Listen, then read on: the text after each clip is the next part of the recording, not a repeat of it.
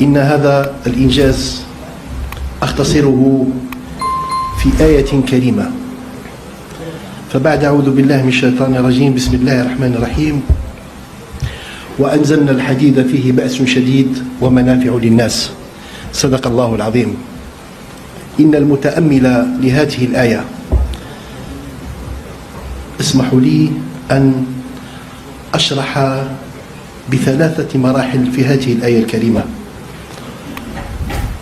الله عز وجل ابتدأها وأنزلنا الحديد، معناه إرادة إلهية واختيار إلهي في مكان تنزيل هذا الحديد. الله سبحانه وتعالى نعلم جيدا أنه لا ينزل من السماء إلا فوق أرض مباركة. الله اختار الجزائر وأنزل فيها الحديد لأنها أرض مباركة فيه بأس شديد، والبأس لا يرفعه إلا الرجال، والله حكيم، وكل شيء ينزله الله ويوجهه إلى مكان معين فيه حكمة، لأن هذه الأرض أرض رجال وسقاها دماء الشهداء.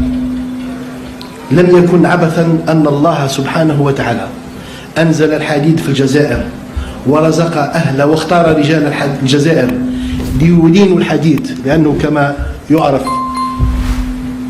ويقال في لغة العرب، لا حين أتذكر المقولة يعني بالتدقيق: لا يفل الحديد إلا الحديد، معناها لا يطوع الحديد إلا الحديد. حتى تطوع الحديد لازم أن تكون أنت حديد، معدنك حديد. وهذا بأس يختص به الله عز وجل عبادا وفئة من عباده. إذن نزل في أرض مباركة باختيار إلهي وهي الجزائر، يرفع البأس إلى الرجال، فيه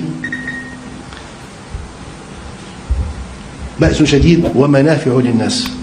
وهنا لم تكن كلمة منفعة برك، منافع للناس. كلف رئيس الجمهورية عبد المجيد تبون الوزير الأول سيفي غريب شخصيا باستقبال أول شحنة من خام الحديد القادمة من غرج بيلات وسط إنزال وزاري رفيع المستوى بولاية وهران. خام الحديد الذي تم تفريغه مساء اليوم هو ثمرة كفاح ونضال خاضه الشعب الجزائري الذي دافع عن أرضه ومقدرات بلاده ووطنه العزيز في وقت اشتد فيه تكالب الأعداء من الداخل والخارج على المشاريع العملاقة للجزائر، وهم الذين راهنوا على فشلها قبل أن يصطدموا بواقع مر ويصطدموا بإرادة فولاذية صلبة أخذت صلابتها من أعماق مناجم الجزائر.